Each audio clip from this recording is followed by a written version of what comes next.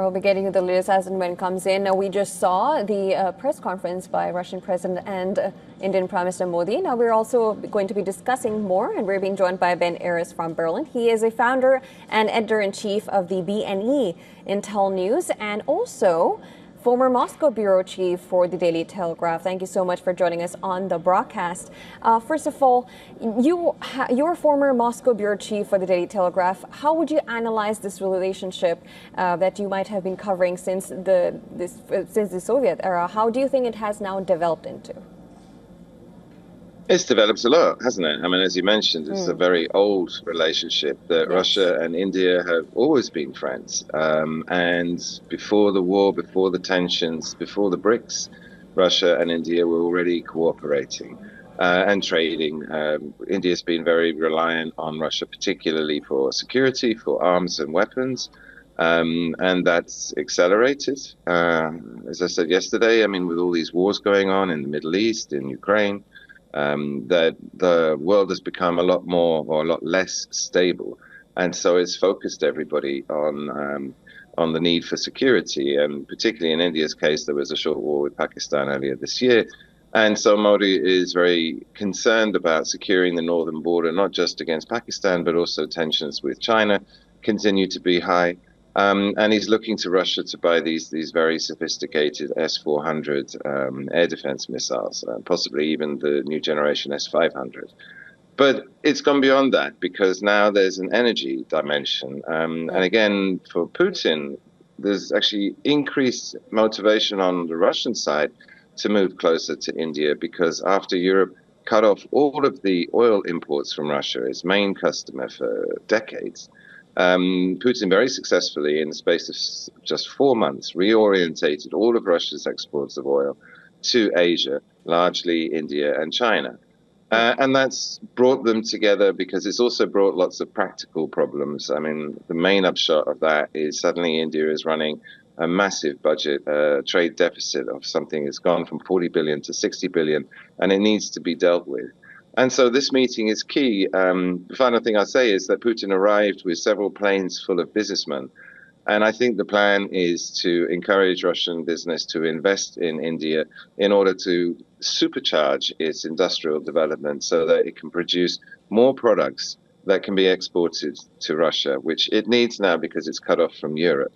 And usefully, this huge pile of rupees that have built up, Russian-owned rupees, because of the oil trade, that can be redirected and used to make these investments. And so, you know, it's a synergy, not made in heaven, perhaps, but certainly there's a very workable long-term relationship here. And this meeting is highlighting that. It follows on from one last year, and I think the relations are only going to get better.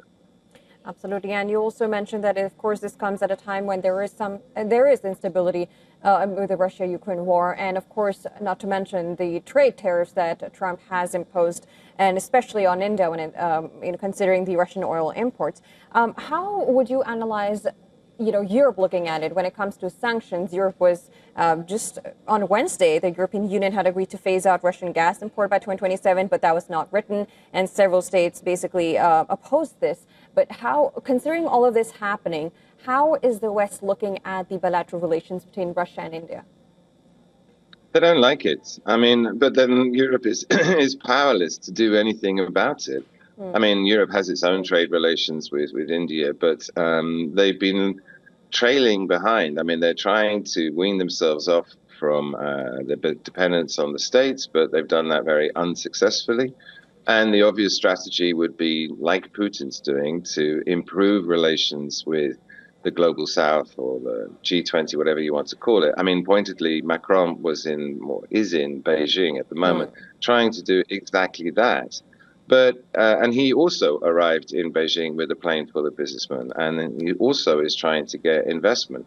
But it's going much slower, because with the EU, it comes with all these strings, and it's a frankly, post-colonial mentality where they, in addition for asking for investment and mutual business and better trade terms, they're also lecturing all these countries about their records on human rights. Macron is specifically trying to pressure the Chinese into breaking or downgrading its relationship with Russia, which is not going to happen. Whereas the emerging markets or the new markets, if you like China, like India, they're much more pragmatic. There's no lecturing going on about values or anything like that. It's simply business. It's like, we have mutual interest, let's work together. And in that sense, it's a lot more productive. And like I say, the EU is becoming increasingly irrelevant. Absolutely. And we also know that when it comes to relationships, we also see multipolarism coming out of India when they have talks with U.S. as well, and they're also talking with Russia. How do you analyze this multipolarism that is happening? As I don't want to really say opposed to, but this whole U.S. dominance that have been. Do you think it as an opposing power, multipolarism, right there? Multipolarism is just a nice label to describe what I was just talking about, this pragmatic, let's work together mentality. And one of the ironies, I mean, Xi Jinping and Putin have long opposed what they call the unipolar world, which is American dominated. And that's the reason behind why Russia went to war with Ukraine, was to challenge the West and to make the point, look, our interests need to be taken into account. And you, the Americans in particular, have been lecturing us about Ukraine, and you've effectively tried to take the country from a military point of view by putting it in NATO, and from an economic point of view by putting it into the EU. And that's not in our interest. It's right on our back door, and we have the say. And unfortunately, the real world is that big powers get to tell little powers what to do, or at least they have to respect their interests. And what's emerged is that the results of the war, which is not going that well and it's been hugely damaging to Russia, but the destruction of the unipolar world is complete. I mean, that it's been a huge success. And that's one of the reasons why China is on board with Russia, is that it also was complaining about this unipolar world. It was also complaining about being lectured to, particularly by America, and it's not having it anymore. And all of these markets, the rise of the rest, have now become big enough, economic enough, powerful, and sophisticated enough, particularly in China's case with the money they poured into R&D, that they're standing up and they're saying enough's enough. And we, as the emerging world, the BRICS, if you like, we're going to band together and continue to follow our own interests. And again, this is what we're seeing with Modi and Putin in New Delhi, that they're building up that relationship. They're fleshing it out. They're putting the details on. And it's going to continue. Absolutely. And you mentioned a mutual benefit, because, of course, that is, India has been very clear about its strategic autonomy when they take any decision on that. Do you think that would influence Trump's, move next? Because we know that there are talks of trade between the U.S. as well as India. Do you think that would have any effect on on Trump's approach? Well, watching Trump, I mean, he doesn't get it, does he? I mean, his whole thing is America first, which means the rest of the world second. And it's the same old unipolar mentality. And the Americans are convinced that they're the biggest and most powerful country in the world. And they are the richest in nominal terms. They are the most powerful militarily.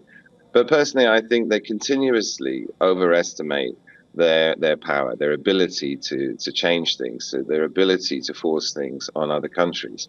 And I don't think Trump's going to change. I mean, he's not an academic. He's not a scholar of international geopolitics.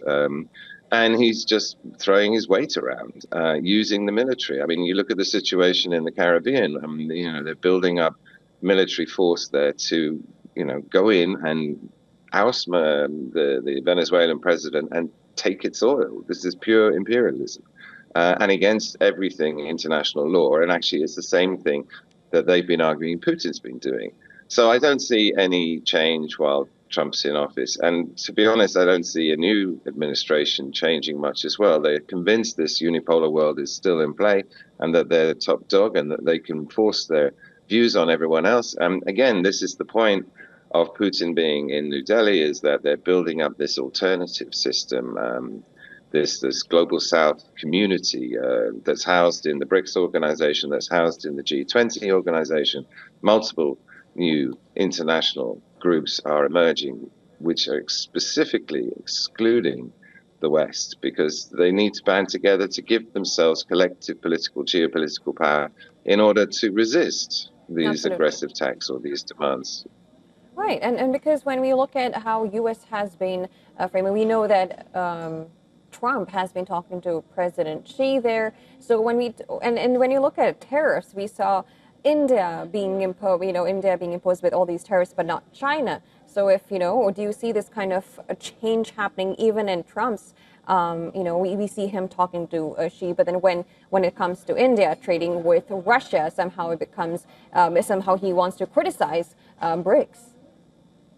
Well, the tariffs on India is particularly interesting. I mean, it's a brilliant example of the way Trump is throwing his weight around. He's trying to use America's economic power, particularly trade relations with India, as a weapon in order to get his way. And the fact that he tried to do it with China and threatened these 100 and whatever they were, 20% tariffs, and then backed off, was demonstrative of the fact that China actually has America in a stranglehold, because it dominates, monopolizes the supply of all these rare earth metals, critical minerals that are absolutely essential for the American tech sector.